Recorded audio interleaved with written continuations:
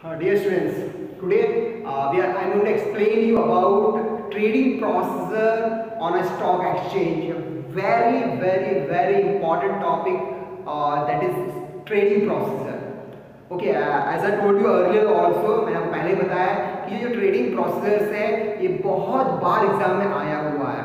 Okay, trading procedure बहुत बार exams में आया हुआ है, तो प्लीज़ इसको बहुत ध्यान से सीखिएगा और समझिएगा. ओके, मैं आपको पहले बता चुका हूँ कि न्यूमेरिकल्स कोई किसी ईयर्स में न्यूमेरिकल्स आ जाता है और किसी ईयर्स में किसी ईयर्स में फिर ये ट्रेडिंग प्रोसीजर्स हो गया, या फिर अगर ये ट्रेडिंग प्रोसीजर नहीं आएगा तो इसका जो फैक्टर्स अफेक्टिंग हो गया वो आ जाता है. तो मैक्सिमम ये सारी चीज़ें आती हैं. जो तीन चीज़ें बहुत इंपॉर्टेंट हैं, एक हो गया आपका ये ट्रेडिंग प्रोसीजर, दूसरा है आपका फैक्टर अफेक्टिंग, ओके, जो आपका क्लास चैप्टर 9 में भी था, ओके, और तीसरा जो है आपका न्यूमेरिकल्स हो गए. ओके, और उसके साथ में कुछ जो सेबी के फंक्शंस जो आगे आने वाले वीडियोस में देखेंगे वो भी बहुत इंपॉर्टेंट है. ओके, तो आइए आज हम जो देखेंगे वो है trading procedures on a stock exchange. यानी ट्रेडिंग हमने बहुत कुछ देखा, बहुत कुछ सीखा कि भाई स्टॉक एक्सचेंज क्या होता है, प्राइमरी मार्केट क्या होता है, सेकेंडरी मार्केट क्या होता है, ओके, ये सारी चीज़ सीखा. पर आज हम देखेंगे ट्रेडिंग प्रोसीजर्स क्या होता है. सबसे पहले हम ट्रेडिंग प्रोसीजर में क्या करते हैं,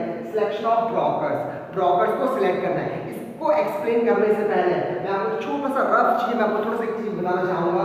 फॉर एग्जांपल मान लीजिए ये है डिपॉजिटरी,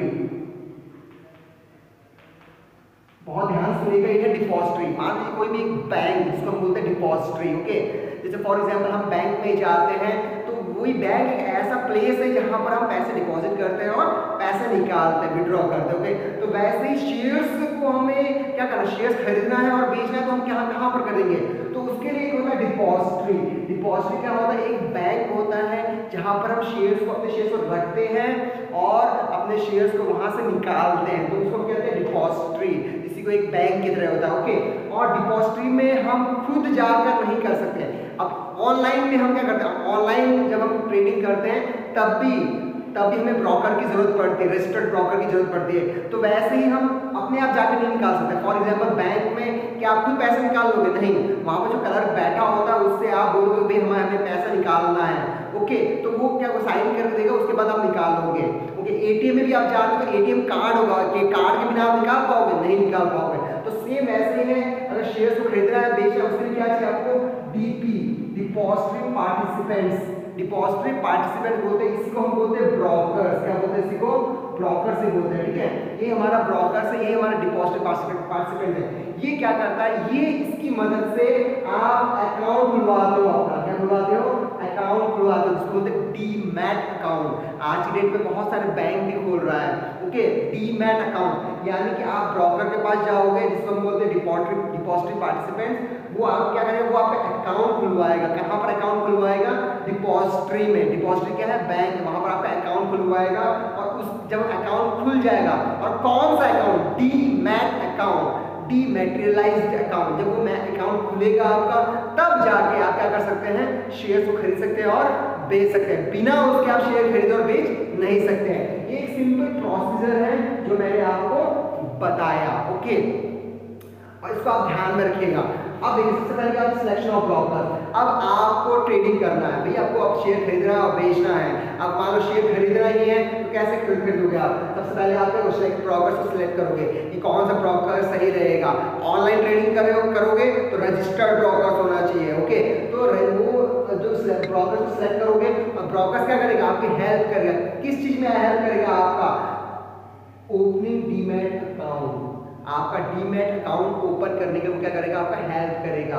ओके, जब आपका डीमैट अकाउंट खुल गया, यानी कि ब्रोकर्स क्या मांगता है, जब ब्रोकर सिलेक्ट करते हैं तो ब्रोकर्स क्या मांगता है, ब्रोकर्स आपका सारा डिटेल ले लेता है, आपका अकाउंट नंबर, आपका जो भी डिटेल्स है, नेम, एड्रेस, एवरीथिंग, और वो लेने के बाद फिर आपका अकाउंट ओपन करवाता है और उसको हम बोलते हैं डीमैट अकाउंट. ओके, उसके बाद आप क्या कर सकते हो, जब आपका अकाउंट खुल गया तब आप ऑर्डर प्लेस कर सकते हो कि भाई आपको शेयर्स कितना चाहिए. ओके, कितना शेयर चाहिए आपको, तो उसके हिसाब से आप क्या करते हो, ऑर्डर प्लेस करते हो. ओके, तो ऑर्डर प्लेस करने से पहले भी आपको ध्यान रखना है.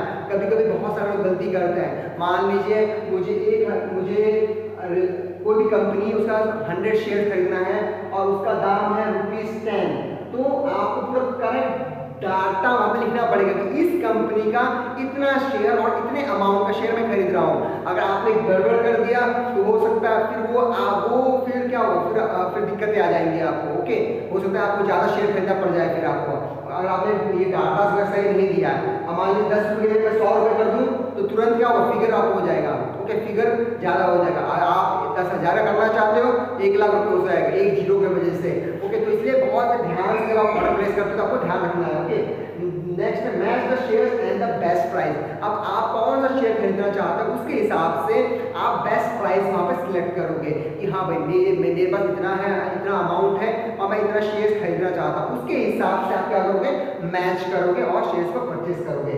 नेक्स्ट है आपका एग्जीक्यूटिंग ऑर्डर। अब आपने क्या किया, मैं ऑर्डर प्लेस कर दिया, आपने प्राइस भी फिक्स कर लिया, उसके बाद क्या एग्जीक्यूटिंग ऑर्डर। अब आपका क्या होगा, ऑर्डर जो है वो प्लेस हो चुका है, अब वो एग्जीक्यूटिंग होगा। यानी कि क्या होगा, अब कंपनी के पास आपका डिटेल चला जाएगा कि भाई हाँ ये व्यक्ति ये शेयर्स खरीदना चाहता है इस कंपनी का, तो वहां पर क्या होगा, वो सारी चीज चेक करने के बाद फिर वो ऑर्डर क्या होगा आपका रजिस्टर्ड हो जाएगा कि हाँ भाई आपका ऑर्डर प्लेस हो गया और रजिस्टर्ड हो गया है। उसके बाद फिर आपका प्रोसेस आगे होगा। अब आगे प्रोसेस होगा, नेक्स्ट होता है आपका इशू ऑफ कॉन्ट्रैक्ट नोट। अब जैसे आपका शेयर एग्जीक्यूट हो गया, यानी कि आपका जो ऑर्डर प्लेस किया था वो एग्जीक्यूट हो गया, तो आपको क्या मिलेगा, वहाँ पे कॉन्ट्रैक्ट नोट मिलेगा। ठीक है, कॉन्ट्रैक्ट नोट मिलेगा कि हाँ भाई ये जो व्यक्ति है इसने हमारी कंपनी का इतना शेयर्स खरीदा है। तो इस तरीके से आपको डिटेल नोट्स मिल जाएगा, जिससे कि आपके पास एक प्रूफ रहेगा, रिटर्न प्रूफ रहेगा कि हाँ भाई हमारा हमने इतना शेयर इस कंपनी का खरीदा है और इतने पैसे इनको पेमेंट किया है, इतना पैसे हमें देना है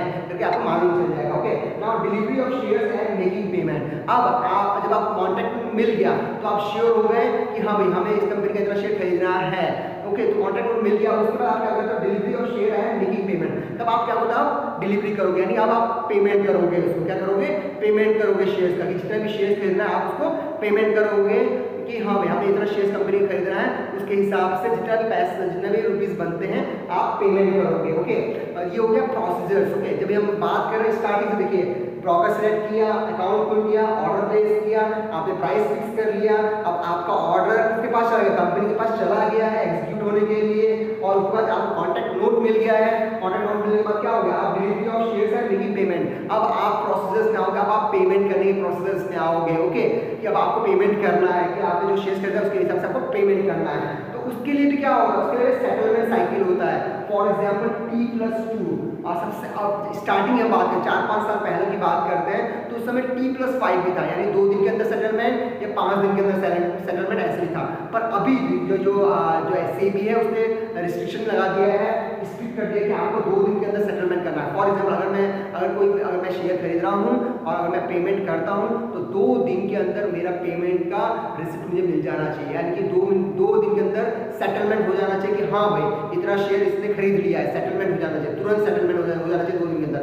और वो 2 डेज क्या होता है, आपको मालूम होगा कि शेयर मार्केट में सिर्फ 5 दिन वर्किंग होता है, मंडे टू फ्राइडे, सैटरडे और संडे ऑफ रहता है, उस दिन काम नहीं होता शेयर स्टॉक एक्सचेंज में, सॉरी। ओके, तो सिर्फ 5 डेज वर्किंग होता है। अब मान लीजिए आपने थर्सडे को पेमेंट किया है, तो थर्सडे फ्राइडे को तो स्टॉक एक्सचेंज में थर्सडे को पेमेंट कर दिया है। ओके, तो थर्सडे को पेमेंट किया तो फ्राइडे और फिर सैटरडे नहीं होगा, तो नेक्स्ट वर्किंग डे होगा, यानी कि मंडे, यानी मंडे को आपका सेटलमेंट हो जाना चाहिए। ओके, जो वर्किंग डेज है उसको माना जाएगा T+2 में भी। ओके, तो सेटलमेंट करने का 2 दिन के अंदर सेटलमेंट हो जाना चाहिए। Okay, that is your settlement cycle. Okay, तो ये सारी ट्रेडिंग प्रोसीजर्स है। ओके, नाउ पे आउट डे, यानी जिस दिन स्टॉक एक्सचेंज में, जिस दिन स्टॉक एक्सचेंज डिलीवर और मेक पेमेंट, जिस दिन स्टॉक एक्सचेंज क्या करता है, आपका पेमेंट एक्सेप्ट कर लेता है, पेमेंट आपने दे दिया है और एक्सेप्ट हो गया है, उसी को हम बोलते हैं पे आउट डे, यानी कि पेमेंट क्या हो गया, रिसीव हो गया और पेमेंट का जो भी सेटलमेंट है वो कंप्लीट हो गया है। कंप्लीट सेटलमेंट जब हो गया है उसी को हम बोलते हैं pay out day. Pay out day यानी कंप्लीट सेटलमेंट जब हो गया उसको हम क्या बोलते हैं, pay out day. Okay, so the investor take delivery of securities direct in his account through DP.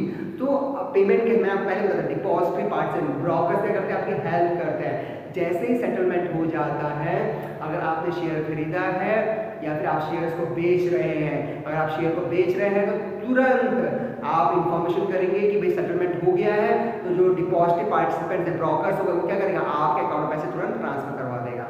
Okay, honours क्या जिसने भी आपका शेयर खरीदा है उसके थ्रू तुरंत पेमेंट आपके अकाउंट में आ जाएगा।